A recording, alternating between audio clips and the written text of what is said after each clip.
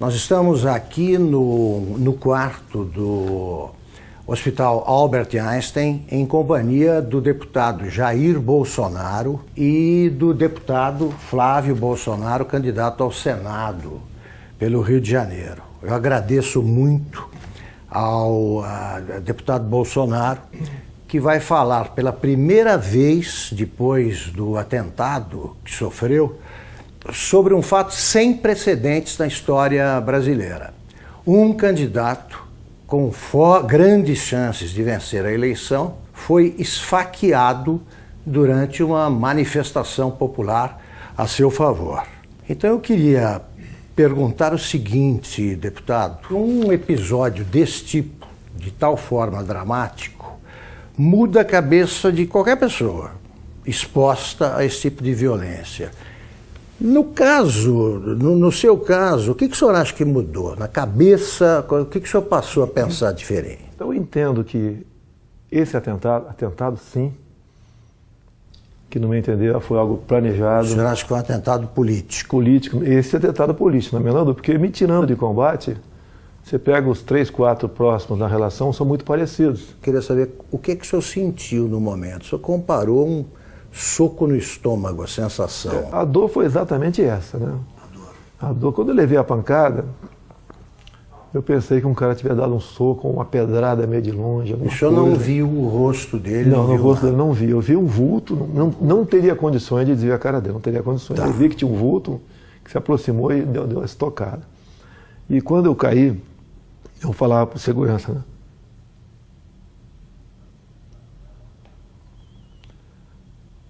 Foi uma porrada no estômago. Porque eu olhei aqui, levantaram a camisa, tinha um cortezinho, mas não sangrava. Foi uma porrada no estômago. Começou a passar o tempo, igual aquela bolada que tirava no futebol. E a dor não passava. E eles já estavam, os seguranças foram excepcionais, né? Os colegas meus da Polícia Militar, da Polícia Federal, tinha mais gente de outros órgãos, com toda certeza, me levaram rapidamente para o hospital. Bem, o que eu fiquei sabendo lá no hospital? Na Santa Casa de Juiz de Fora. Aconteceu vários milagres, né? Primeiro o cara deu uma facada e rodou. Ele rodou para matar mesmo, o cara sabia o que estava fazendo. Daí já vem esse papinho que ele já foi açougueiro. Açougueiro, ajudante de pedreiro, já começa essas conversinhas todas aí. Tá? E por questão de milímetros não atingiu veias aqui que não teria como eu resistir. Foram em 3 lugares no intestino fino e um no grosso, onde espalhou fezes por aqui tudo. Me levaram para o hospital. Eu ainda não sabia o que tinha acontecido, né? Bem, resumindo, foi drenado mais de 2 litros de sangue, 35 pontos, levei aqui, abriram tudo, botaram tudo para fora. Me disseram que eu acordei 2 vezes durante a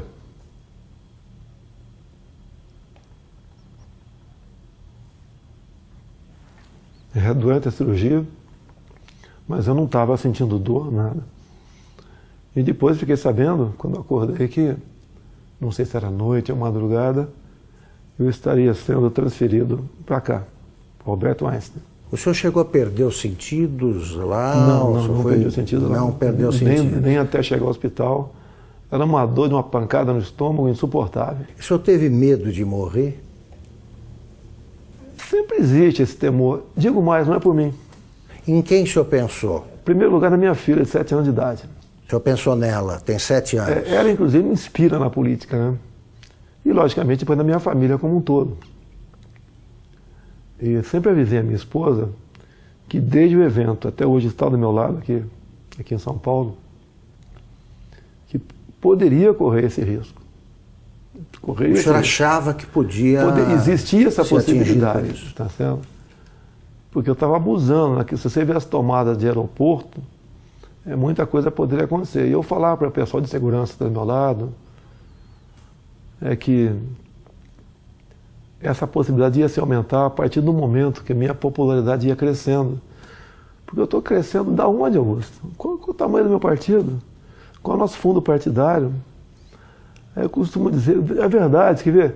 Se você pontou aqui, tem 10 pessoas, 15 que trabalham comigo, a maioria voluntários. A minha equipe de política, ela é menor que a equipe da Polícia Federal, que por lei está à minha disposição. Deputado, o senhor acha que o autor do atentado, o Adélio Bispo de Oliveira, agiu sozinho? Eu acredito que não. Ele não é tão inteligente assim, não. Né? Que um ato como aquele, a tendência natural é ser linchado. Então ele foi para cumprir a missão, quase que na certeza que não seria como. Teria gente ao lado dele.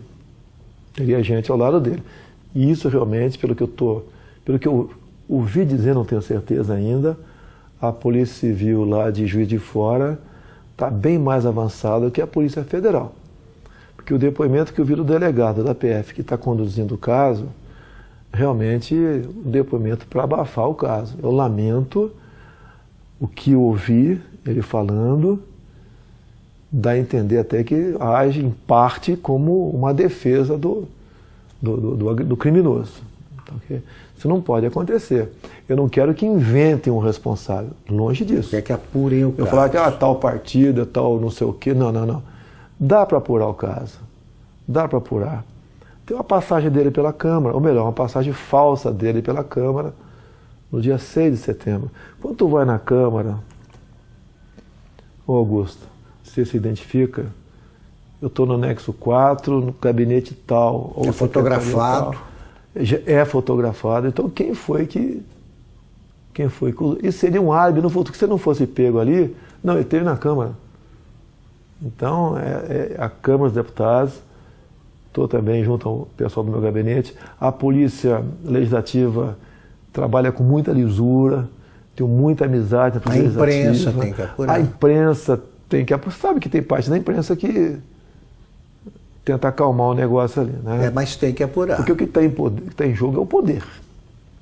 Eu chegando lá, nós quebraremos o sistema.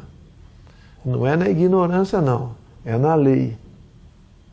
É na lei. Deputado, aliás, que tipo de castigo o senhor acha que o seu agressor merece? É uma tentativa de homicídio, né? Tem que ser o que está na lei. No Brasil não existe pena acima de 30 anos. Agora, eu costumo dizer muitas vezes, tentativa de homicídio, ou seja, eu estou vivo por milagre. Por que a pena dele tem que ser abaixo de um homicídio em si? Vamos mudar isso no futuro, se Deus quiser, caso seja presidente. E mais ainda, acabarmos com progressão de pena. E não ficar dando ouvido a entidades de direitos humanos, que o presidiário vive em más condições. Quem estaria em péssimas condições de dia seria minha família se eu tivesse morrido. O senhor acha, para evocar argumentos invocados por adversários, que essa pregação do senhor contribuiu para a radicalização que teria levado a esse tipo de ato, de atentado? Como é que o senhor vê esse argumento? Exatamente o contrário. Eu sou vítima daquilo que eu combato.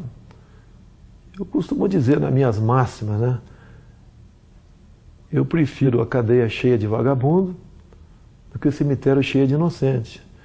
Eu tenho projetos em Brasília, muitos deles inspirados na legislação de alguns estados norte-americanos, como, por exemplo, a lei dos 3 crimes. Lá, Augusto, se o elemento comete 3 crimes, não interessa quais sejam, tem estados que você começa com 25 anos, inafiançado não, sem progressão.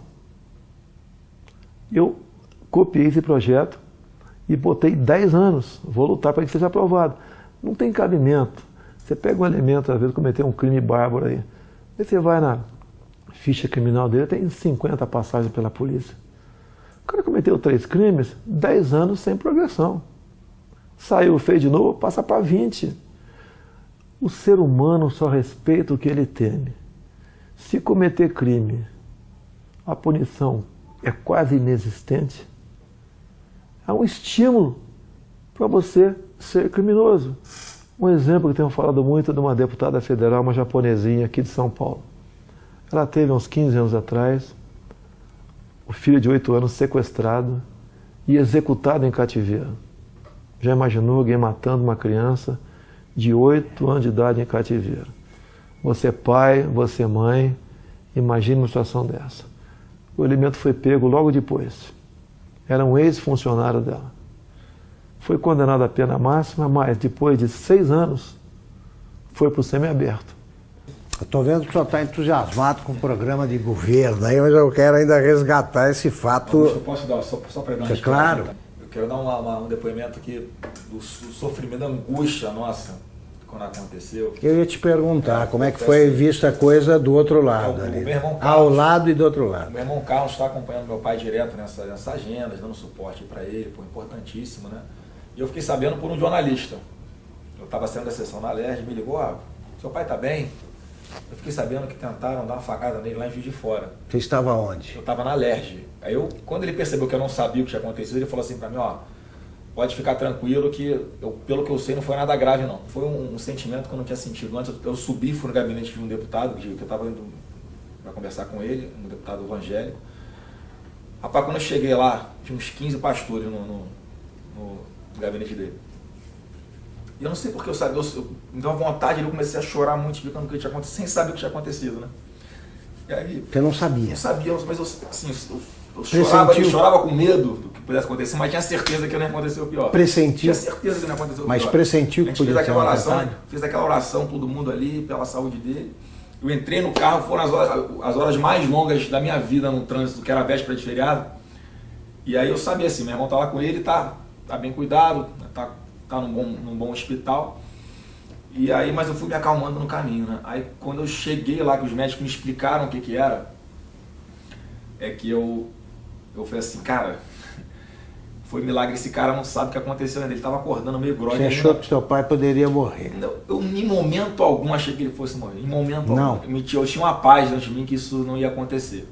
Mas quando eu vi o que tinha acontecido, a gravidade, o que os médicos me contaram, e aí meu irmão me deu uma noção do que tinha acontecido também. E aí olha só o que esse cara me falou. Ele chamou perto, ele não tinha muita força para falar na hora. E aí ele me chamou pertinho da boca dele assim, né? Encostei o ouvido nele. Não foi com essas palavras, foi assim, se deram mal, tô vivo. O cara no momento desse não tá pensando na saúde dele, tá pensando no todo, no que ele representa. Então, eu tenho cada vez mais orgulho dele. Muito. E agora tá aliviado. É um choro de alívio, né? E certeza de que Deus está preparando uma coisa muito grande para o nosso Brasil e está usando o cara aí, com certeza. Deputado, o senhor costuma ser apresentado assim pelos adversários como um risco à democracia, né? Eu gostaria que o senhor dissesse o seguinte, quer dizer, a democracia, o senhor vai defender a democracia acima de tudo? O que recado o senhor dá para quem duvida que o senhor seja um admirador do regime democrático? Esses caras que falam que são um risco para a democracia, na verdade, são um risco aos esquemas dele.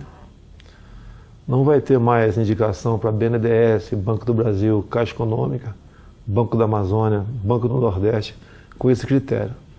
Botar lá a indicação de um amigo para que use essas instituições em causa própria. Isso vai deixar de existir. O exemplo mais claro foi o BNDES. Todo mundo sabe o que aconteceu lá. Então eu sou um risco, sim.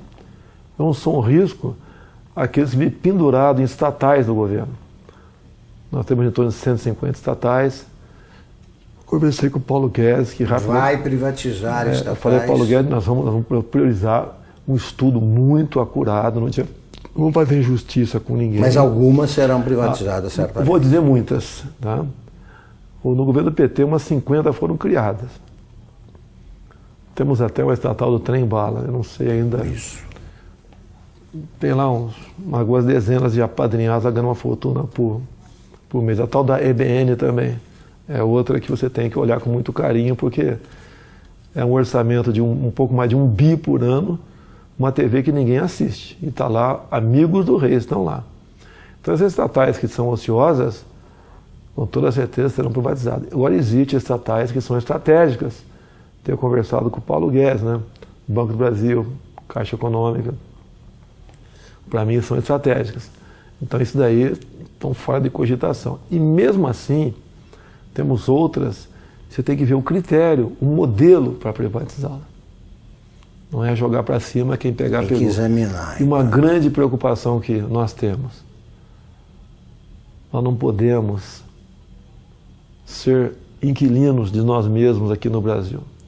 Tem um país aí fora, China, que nós queremos manter relações comerciais com eles, sim, até há interesse por parte deles, mas não podemos permitir que a China ou qualquer outro país, em vez de comprar no Brasil, venha comprar o Brasil. Perfeito. Deputado, a ex-senadora Marina Silva diz o seguinte, que a prova de que as ideias do deputado Jair Bolsonaro não funcionam, sabe que a prova disso foi o próprio atentado, porque tanta gente protegendo não conseguiu impedir que o ataque acontecesse. A Polícia Federal falhou? O senhor notou falhas no esquema de segurança? O ambiente não tem como você ter um sistema de segurança perfeito. É um tumulto ali, né? Eu vejo pela televisão. E eu sempre falava com eles da possibilidade, né, crescente disso acontecer, tendo em vista o nosso crescimento junto à opinião pública. Então eu não culpo a Polícia Federal, não. Eles até ajudaram muito com os policiais militares do Rio que estavam comigo lá. Isso vai evitar, evidentemente, esse tipo de manifestação. Não, eu até as eleições, eu estou em alta até o dia 31. Sim. E a recomendação, eu não posso sair de casa. Se eu levar um esbarrão na rua com a situação que eu estou aqui, pode botar tudo a perder. Então eu não posso ir para a rua, realmente. Eu peço a compreensão dos amigos. Pretendo, a partir do dia 1º, agora, em todo o horário eleitoral gratuito, fazer uma live e conversar com o pessoal sobre as eleições. A última que fizemos, chegou live, né? Ao vivo, está 275 mil pessoas presentes. Então está com uma aceitação muito boa, porque eles acreditam que a nossa proposta sempre é a verdade acima de tudo. E o Brasil também, né, como o nosso alvo principal, ninguém entende como um país que tem tudo como esse, ser o que é. Se você olha para o Japão, Coreia do Sul, para Israel, olha o que eles não têm, e olha o que eles são. Olha para cá o que nós temos, o que nós não somos. Agora, a solução disso passa pela não aceitação da indicação política. O senhor pode chegar à presidência sem equipe e sem gente, até para compor o ministério. O senhor vai aceitar a adesão o que o senhor vai estabelecer como pré-requisito para aceitar o apoio de outro partido? O senhor aceitaria do Centrão, por exemplo? Não vai existir isso aí, Augusto. Não vou dizer que tem bons parlamentares em vários partidos e tem gente honesta dentro da Câmara também, tá? Mas não será esse o critério, é a competência. Eu quero, por exemplo, um ministro da Ciência e Tecnologia voltado para a pesquisa, para a inovação. O senhor não sabe quem é? Ainda tem um nome de longe, né, que a gente pensa nele, não sei se seria o mais adequado ou não, tá certo? Mas é um pouco inexperiente ainda, o nosso querido coronel da Aeronáutica, Marcos Pontes, o astronauta. Sim. Poderia ser uma pessoa para lá ou para compor o ministério, ou para compor. Então o ministério é importantíssimo. O que faz o jovem sair do Brasil? Falta de oportunidade aqui. Então você não pode ter uma pessoa nesse ministério. O senhor vai nomear por critérios, pelo critério da competência, é isso? Olha só, quando eu juntei 120 parlamentares, vai aumentar esse número, que o meu partido eu acho que vai fazer uns 30 deputados. Estou acreditando, um número modesto. Eu acho que vou ter o apoio de quem vota em mim, votar nos candidatos a federal, a senador, a estadual do meu partido. Eu acho que isso vai acontecer bastante. Até eu vou pedir para não votar no 17, votar no candidato, que tem uma cláusula de barreira aí. São Paulo, por exemplo. Não adianta o meu filho Eduardo, que deve ter 1 milhão de votos, junto com voto de legenda, poder fazer 8 deputados federais. Esse federal tem que ter 30 mil votos, senão eu não tomo posse. Então ele tem que votar no candidato, e não no 17. Eu posso não ser o ideal, nem teremos nunca um ideal. Mas eu acho que o remédio para o momento, tendo em vista aos demais candidatos que estão aí, seria eu, não teria outro remédio no momento. Para a gente buscar o ponto de inflexão e fazer uma política de verdade no Brasil. E essa maneira de não aceitar indicações políticas, como tenho conversado com parlamentares, é uma maneira de resgatar, buscar o resgate da credibilidade do deputado. O senhor não vai aceitar Não tem como aceitar. Você pode ver.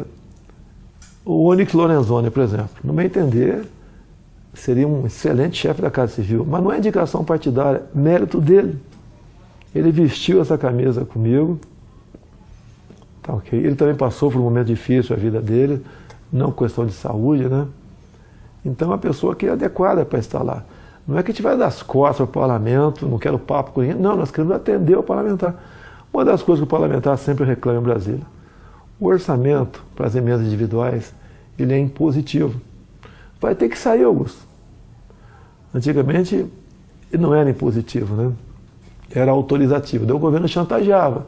Queria aprovar algo salgado, chamava a bancada que interessava e liberava recursos. A imprensa divulgava aquilo com o maior estardalhaço e com razão. Quando aparece alguém que fala que quer acabar com isso, a grande mídia não dá bola para isso aí. Então o que os parlamentares querem?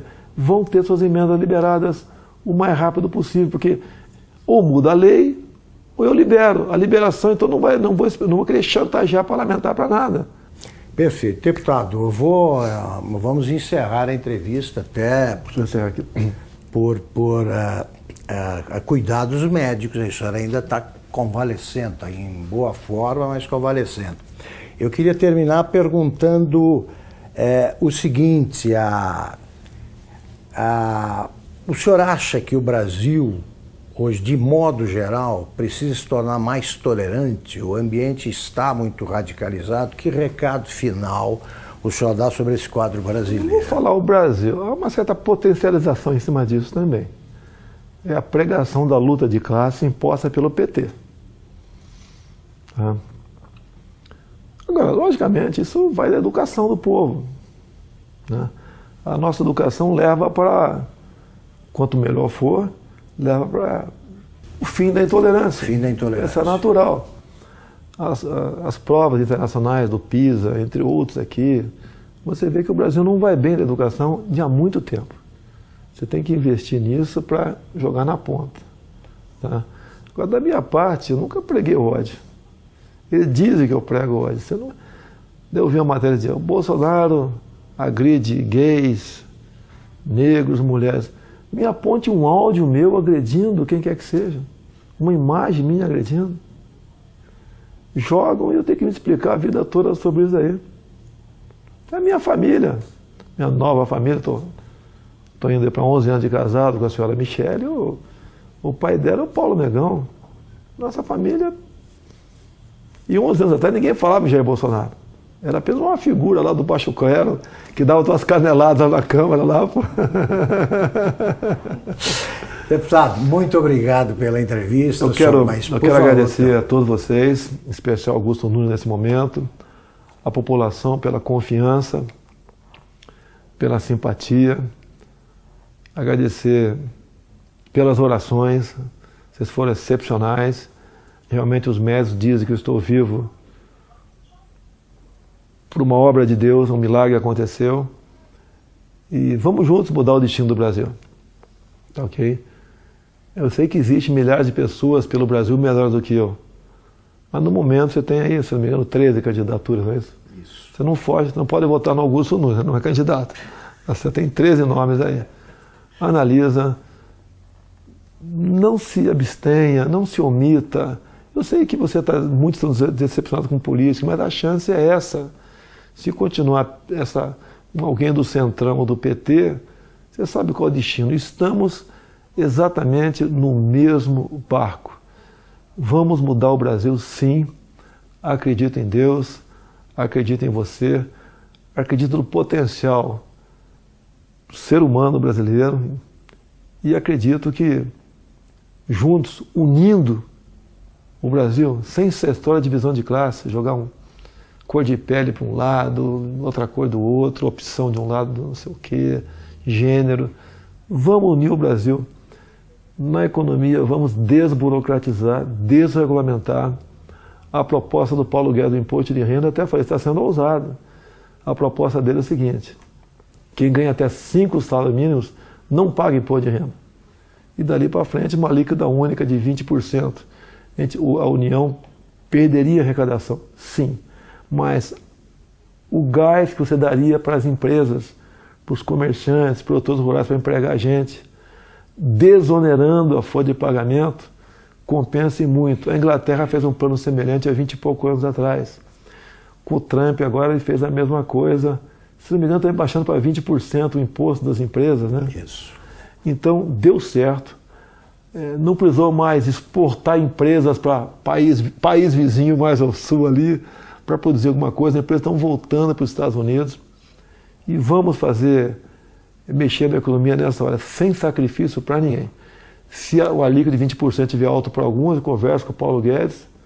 O Paulo, em vez de ser acima de 5, 20, até 10, 15, dali para frente, resolve essa parada aqui. Eu só falei uma coisa, Paulo, no final eu quero uma coisa, que a União arrecade menos. Muito bem, muito obrigado, deputado. Obrigado, deputado Flávio.